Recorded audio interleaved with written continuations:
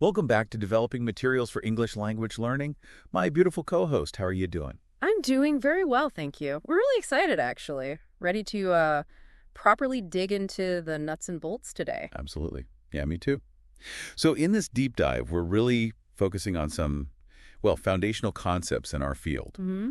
We'll be unpacking what these terms truly mean for, those of us creating and using English language learning resources. Yep, getting practical. Exactly. Yeah. And just a quick reminder, if you're finding these explorations valuable, please do consider liking and subscribing. It really helps us bring you more of this in-depth stuff. It definitely does. So why don't you settle in with your coffee? Let's get started on what I think will be, a pretty insightful discussion. Sounds good. We're going to take our time with this, really examine each concept, challenge each other's understanding a bit. Keep each other honest. Yeah. And make sure we're clear on the definitions. From our sources, we'll pause for clarity. Good plan. Where do we start? Okay, let's kick off with multilingualism. So the definition we have is the coexistence and use of more than one language by an individual or within a society. Mm-hmm. In materials development, it involves acknowledging learners' full linguistic repertoires and promoting translanguaging. Right. Okay, so that phrase, learners' full linguistic repertoires, Mm-hmm. what does that really look like in practice for someone, say, creating materials? Well, it's about seeing learners not just as, empty vessels for English. They come with all their languages. Okay. Their first language, maybe languages they learned at school, bits they picked up from family or media. That whole package is their repertoire. A whole mix. Exactly. So for a materials writer, it means thinking, okay, how can I acknowledge this? Maybe not ignore the other languages, maybe even find ways to connect English to what they already know linguistically. So like explicitly drawing connections. It could be. Or just designing tasks that don't implicitly punish using their other languages to think or plan. It's recognizing the resource they bring. Interesting. Now, you mentioned the definition also includes promoting translanguaging. So how does this idea, translanguaging, actually link up with acknowledging that full repertoire? Right. Good question. So translanguaging, the definition is a pedagogical and theoretical concept where multilingual speakers use their full linguistic repertoire across and beyond named languages to make meaning, communicate, and learn. Mm-hmm. Materials that support translanguaging value learners' L1s alongside English and encourage flexible language use. So basically it's saying let's not artificially separate languages in the learning process. Okay. Learners naturally draw on everything they know. Right. So translanguaging in materials might mean allowing learners to maybe discuss a complex idea in their L1 first. Like a pre-task step. Exactly. Or maybe using texts that have some code switching, or explicitly pointing out cognates words that are similar across languages. It's about valuing all their language resources for learning English. Okay, that makes sense. It's a more holistic view. So if we're valuing all these linguistic resources and encouraging this flexible use, how does that change how we should think about, learner errors, traditionally seen errors? Yeah, that's a big shift potentially. And it makes me think straight away about learner corpora. Go on.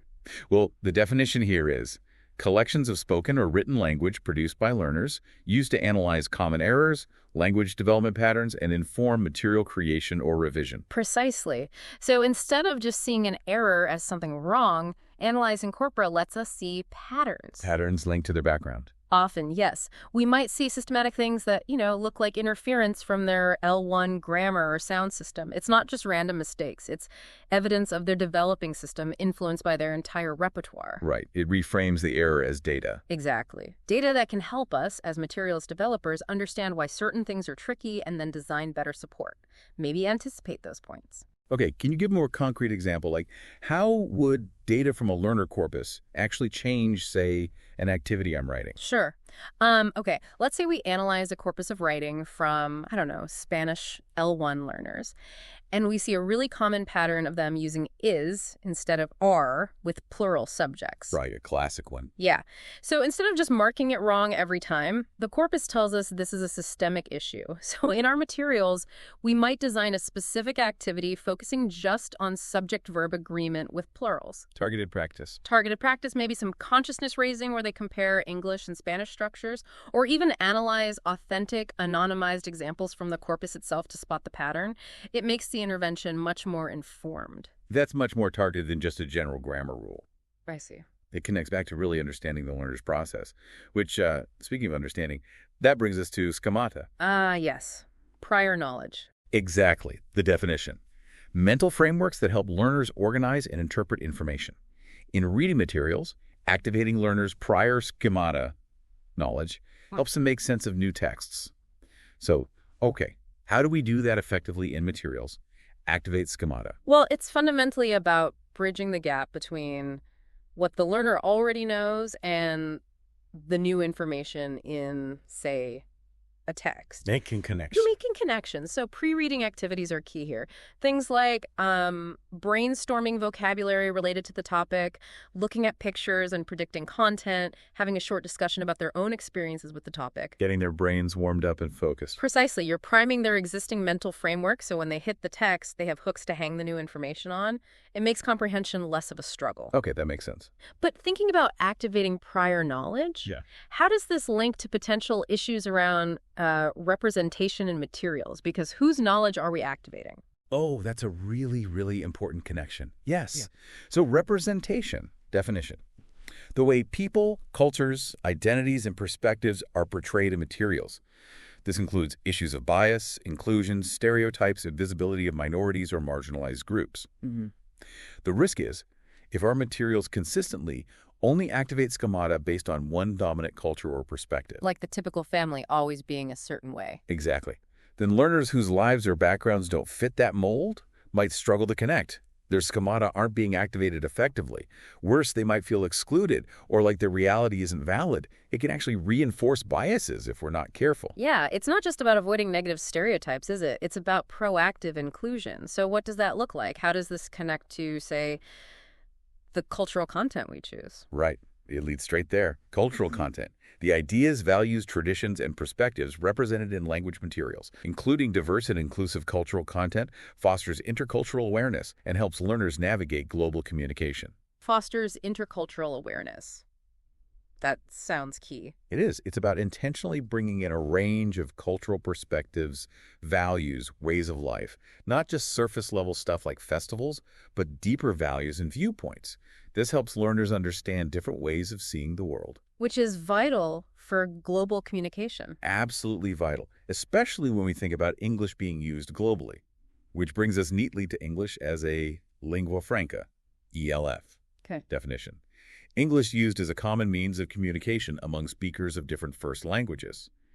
ELF-informed materials prioritize intelligibility and intercultural competence over native speaker norms. Prioritize intelligibility over native speaker norms. That's a big shift from older approaches. Huge. It recognizes that most interactions in English globally don't involve a native speaker.